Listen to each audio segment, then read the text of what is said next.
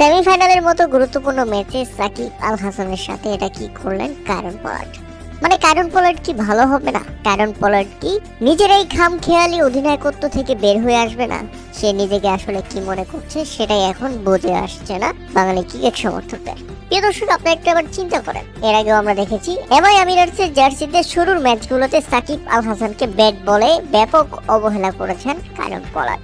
একাদশে থাকলেও ওভার করতে দেয়নি, ব্যাটিংয়ে নামার সুযোগ থাকলেও তাকে না নামিয়ে তিনি নামিয়েছেন তার সতীর্থ আরেক ওয়েস্ট ইন্ডিজ রোমারিও শেফার্ডকে। মাঝে কিছুদিন যখন সাকিব আল হাসান নিজের বল হাতে দারুণ পারফরমেন্স করছেন, তখন তাকে দিয়ে 4 ওভার বোলিং করানো হচ্ছিল। কিন্তু দুর্দান্ত ফর্মে থাকার পরেও সেমিফাইনালের মতো গুরুত্বপূর্ণ ম্যাচে সাকিব আল হাসানের সঙ্গে সেই একই টালবাহানা শুরু করেছে কায়রন পোলার্ড। সেমিফাইনালের ম্যাচে সাকিব আল হাসানকে পাওয়ার প্লের পর বল হাতে দেওয়া হয়েছিল। ওই ওভারে সাকিব আল হাসান 10 রান খরচ করেন, কোনো উইকেটে দেখা পায়নি। আর এরপর সাকিবকে আর কোনো সুযোগই দিল না কায়রন পোলার্ড। মানে আমি অবাক হয়ে গেছি, সাকিবকে বল না দিয়ে তিনি নিজে 2 ওভার বোলিং করে 21 রান খরচ করলেন।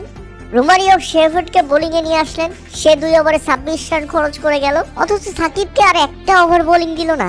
মানে বাংলাদেশি ক্রিকেটারদের সাথে এমনটা কেন? সাকিব আল হাসানের সাথেই বা এমনটা কেন?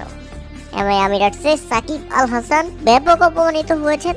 যদিও খেলে যাচ্ছেন চোখ বন্ধ করে, কোনো প্রতিবাদ জানাচ্ছেন না, কারণ এমআই আমিরাটস রীতিমতো ওয়েস্ট ইন্ডিজ মব। যেখানে ওয়েস্ট ইন্ডিজ ক্রিকেটারদের রাজত্ব চলছে, সেখানে বাকি কারো কিছুই বলার ইখতিয়ার নেই। প্রিয় দর্শক, কায়রন পোলার্ডের এই বাড়াবাড়ি নিয়ে আপনাদের মতামত অবশ্যই আমাদের কমেন্ট করে জানাবেন।